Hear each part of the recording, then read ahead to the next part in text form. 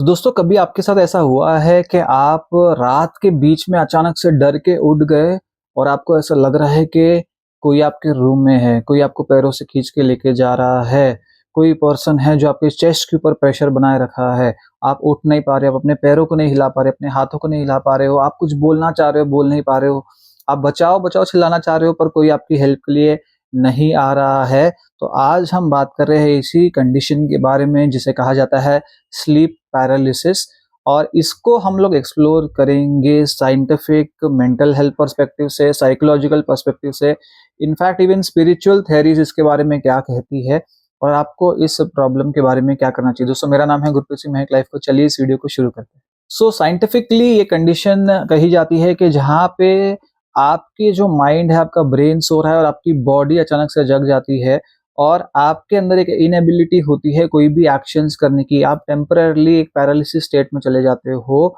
और आप कोई भी हरकत नहीं कर पाते हैं। और साइंटिफिकली बोला जाता है कि जो बॉडी है वो REM के अंदर है, यानी कि rapid eye movement sleep state के अंदर उस टाइम पर है। यूजुअली 8 to 10% पॉपुलेशन को स्लीप पैरालिसिस का एक्सपीरियंस होता है। ये किसी को भी हो सकता है, स्टूडेंट्स को हो सकता है, वर्किंग प्रोफेशनल को हो सकता है। खासकर उन लोगों में बहुत कॉमन देखा गया है जिनके अंदर पहले से ही एंजाइटी या डिप्रेशन थोड़ा सा देखा गया हो और जिनका जो स्लीप पैटर्न्स है, जैसे कि विमेन है जिनका प्रेगनेंसी के बाद स्लीप पैटर्न बहुत ज्यादा खराब हो गया हो, या कोई पर्सन है जो दूसरी शिफ्ट कर रहा है जॉब में, या बहुत ज्यादा ट्रैवल रिलेटेड उसकी जॉब है, बहुत ज्यादा ट्रैवलिंग करता है, जो स्लीप का साइकिल है, जो सिकार्डियन रिदम है वो डिस्टर्ब हो गई है, सेम टाइम पे नहीं सो रहा है, सेम टाइम पर नहीं उठ रहा है, या दिन के अंदर बहुत ज्यादा स्लीपी फील कर रहा है इसकी वजह से, तो उन लोगों के अंदर स्लीप पैरालिसिस बहुत ज्यादा कॉमन देखा गया। तो कैसा फील होता है स्लीप पैरालिसिस के दौरान? उस टाइम पर ऐसा लगता है कि चेस्ट के ऊपर बहुत ज्यादा वजन है, बहुत ज्यादा प्रेशर है,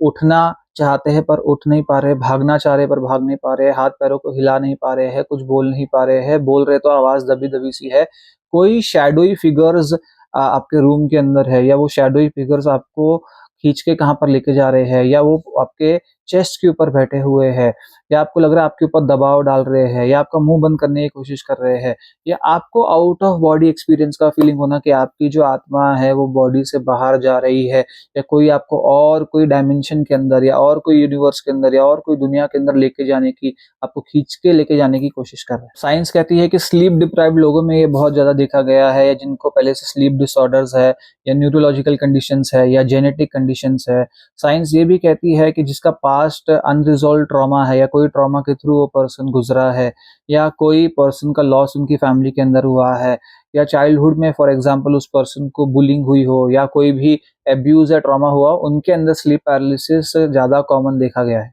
साइंस ये भी कहती है, साइकोलॉजी ये भी कहती है कि जो आपको शैडोई फिगर दिख रहा है, या जो आपको डरावना सा फिगर दिख रहा है, या जो आपको पर्सन दिख रहा है जो आपको हार्म करना चाह रहा है, आपकी स्लीप के अंदर आपको कहीं पर लेकर जाना चाह रहा है, वो आपके सबकॉन्शियस हिडन फियर्स भी हो सकते हैं जिनसे आप डर रहे हो, भाग रहे हो, या मे बी आपके पास्ट में जहां पर आप अपने लिए खड़े नहीं हो पाए, वहां पर जो डोमिनेटिंग लोग थे जिन्होंने आपको बहुत ज्यादा सप्रेस किया है, वो फियर्स अभी तक आप ओवरकम नहीं कर पाए, तो वो ये शैडोई फॉर्म में आपको डरा रहे हैं या उस टाइम में घबराहट पैदा करते हैं। अब ये तो था इसका साइंटिफिक और साइकोलॉजिकल साइड, और इसमें जो सजेशंस दिए जाते हैं डॉक्टर्स के थ्रू, मेंटल हेल्थ एक्सपर्ट्स और साइकोलॉजिस्ट के थ्रू, काउंसलर्स के थ्रू, है कि आपकी स्लीप को सही करना और बहुत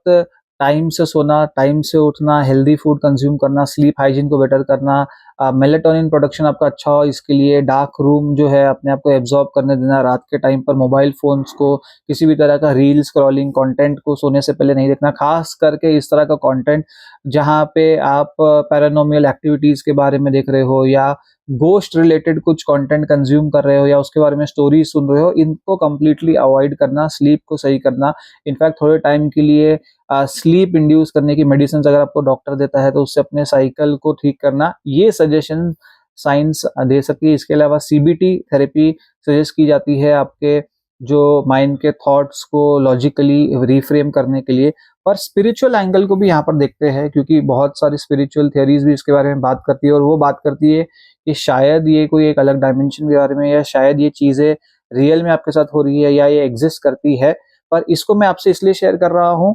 कि आप दोनों एस्पेक्ट के बारे में अवेयर रहो, लेकिन मैं आपको फिर भी कहूंगा कि ज्यादा जो स्पिरिचुअल एस्पेक्ट है या पैरानॉर्मल वाला एस्पेक्ट है उसको ज़्यादा रिसर्च करने बारे में इसलिए मैं सजेशन नहीं देता है, क्योंकि ऑलरेडी एक फियर्ड माइंड है,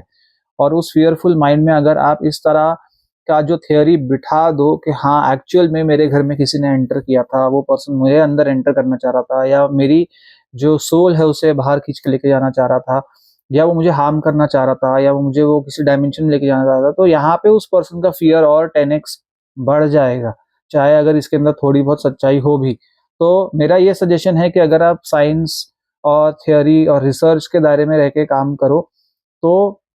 और इस सोल्यूशन का, प्रॉब्लम का सोल्यूशन ढूंढो, तो ज्यादा बेहतर रहेगा। हाँ, स्पिरिचुअल एस्पेक्ट को इसलिए जानना है कि स्पिरिचुअल एस्पेक्ट में कुछ प्रैक्टिस सजेस्ट की जाती है कि अगर आप वो प्रैक्टिस करो तो आप मोर प्रोटेक्टेड रहोगे। वो तो मुझे लगता है कि हर एक पर्सन को अपना स्पिरिचुअल ऑरा स्ट्रेंथन करने के बारे में सोचना चाहिए, उसको अपनी जो मेंटल कैपेसिटी है, मेंटल स्ट्रेंथ है, उसको इंप्रूव करने के बारे में सोचना चाहिए। उस पर्सन को स्पिरिचुअली बहुत ज्यादा वोक रहना चाहिए। तो ये तो आपको वैसे भी जेनरिक वे में करना ही है, आपको ये प्रॉब्लम हो या ना हो, पर फिर भी हम स्पिरिचुअल साइड के बारे में जानते हैं। पर साइंटिफिकली भी बहुत सारे सॉल्यूशंस है जो साइकोलॉजिस्ट या डॉक्टर्स देते हैं। वो बोलते हैं कि सबसे पहले अपने जो स्लीपिंग पैटर्न है उसको इम्प्रूव करना वो बहुत ज्यादा जरूरी है। फिर कैफीन और अल्कोहल या किसी स्टिमुलेंट का सहारा लेना स्लीप से एकदम पहले उसको आपको अवॉइड करना चाहिए, क्योंकि वो आपके ब्रेन के पैटर्न्स और आपकी स्लीप को बहुत ज्यादा डिस्टर्ब कर सकता है, आपको हाफ स्लीप स्टेट में डाल सकता है। आपके आसपास काम स्लीपिंग एनवायरनमेंट बनाना चाहिए, जैसे कि एकदम डिम लाइट्स होनी चाहिए, आपको कोई साउंड बाहर का नहीं आना चाहिए, डिस्टर्बेंसेस नहीं होनी चाहिए। हो सकता है तो आप अरोमा ऑयल्स डिफ्यूजर का यूज कर सकते हो स्लीप लेने के लिए, कुछ माइल्ड रिलैक्सेशन म्यूजिक प्ले कर सकते हो ताकि आपको नींद अच्छे से आ जाए। फिर जब भी आपको इस तरह का स्लीप पैरालिसिस हो रहा है तो उस टाइम पे आपको फोकस करना है, आपको याद दिलाना अपने आप को छोटे छोटे मूवमेंट्स करने पे, जैसे आपके पैर या उठने आप पा रहे हो तो पैर के सिर्फ टोज को आप थोड़ा सा हिला पाओ। दूसरा है कि अपनी ब्रीदिंग को बहुत ज्यादा डीप कर लेना और बहुत फास्ट ब्रीदिंग से बचना, और डीप ब्रीदिंग करने से आपको और ज्यादा कंट्रोल फील होगा कि इस सिचुएशन के आप कंट्रोल में हो, ये सिचुएशन आपको कहीं पर भी हार्म नहीं कर रही है। रेगुलरली अपने स्ट्रेस को मैनेजमेंट करने के लिए जर्नलिंग करना भी बहुत ज्यादा फायदेमंद हो सकता है, एक काउंसलर को विजिट करके थेरेपी लेना भी बहुत ज्यादा फायदेमंद हो सकता है। और अगर आपको एंजाइटी या डिप्रेशन है उसके रूट कॉजेज को जाना, या पोस्ट ट्रॉमेटिक स्ट्रेस डिसऑर्डर अगर है तो वो स्ट्रेस को कैसे ओवरकम करना है, पास्ट ट्रॉमा को कैसे रिलीज करना है, इसके लिए भी आप किसी को कंसल्ट कर सकते हैं। तो इस फिनोमेना के पीछे बहुत सारी थियोरीज है, कुछ साइंटिफिक है, कुछ अनसाइंटिफिक है, कुछ पैरानॉर्मल एक्टिविटी की तरफ इंडिकेट करती है। और क्योंकि बहुत सारी जो स्पिरिचुअल थ्योरीज है वो रिसर्च बेस्ड ना होने की वजह से, या वो डॉक्यूमेंटेड एविडेंस ना होने की वजह से वो एक ग्रे एरिया में रहती है, पर फिर भी उसके बारे में जानना इसलिए जरूरी है क्योंकि ये भी एस्पेक्ट है जिसके बारे में बहुत सारे लोग बात करते हैं। लेकिन जो आप साइंटिफिकली आपको जो सजेशन दिए गए उसको जरूर आप अपनी लाइफ के अंदर इम्प्लीमेंट करिए। और अगर आपको लगता है कि स्पिरिचुअली आप वीक हो और इजीली आप टारगेट हो जाते हो, या आप अकेले किसी जगह पर जाते हो या फॉरेस्ट एरिया में जाते हो, उसके बाद बीमार पड़ जाते हो, ऐसा कुछ होता है, तो सिर्फ इतना आपको करना चाहिए, अगर आपका ऑरा वीक है तो आप उसको स्ट्रांग करिए। रोज कोई मंदिर, मस्जिद, गुरुद्वारा, चर्च में जाकर बैठने से, कुछ प्रेयर करने से, अपनी दिन की शुरुआत प्रेयर से करिए, रात की एंड जो प्रेयर से करिए। रेगुलरली किसी मंत्र का जाप करिए, ब्रीदिंग मेडिटेशन करिए, कोई मंत्र को कंटिन्यूअसली बोलिए या ऑडियो पर रिकॉर्डिंग अपने घर के अंदर लगा लीजिए। और अपने ऑरा को स्ट्रांग करने के लिए कंटिन्यूअसली अपने स्पिरिचुअल सेल्फ के साथ कनेक्ट करना, या जो आपके क्रिएटर के साथ, गॉड की जो एनर्जी है उसके साथ कनेक्ट करना, अगर आपको ट्रस्ट है उसके ऊपर, तो वो आपको बहुत हद तक साइकोलॉजिकली भी बेनिफिट कर सकता है। स्पिरिचुअली वो आपको बेनिफिट करे ना करे, अगर आपका ट्रस्ट है कि नहीं, पर साइकोलॉजिकली वो आपको एक एश्योरेंस दे सकता है, या आप उसको प्लेसिबो इफेक्ट भी बोल सकते हो, पर आपको आपके सिचुएशन के अंदर कुछ हद तक उसके अंदर मदद जरूर मिल सकती है। तो दोस्तों ये वीडियो हमने किया स्लीप पैरालिसिस के ऊपर। अगर आपको इस तरह का इशू है किसी और को, इस वीडियो को शेयर करिए, चैनल को सब्सक्राइब करिए, वीडियो में लाइक का बटन दबा दीजिए और देखते रहिए लाइफ कोच।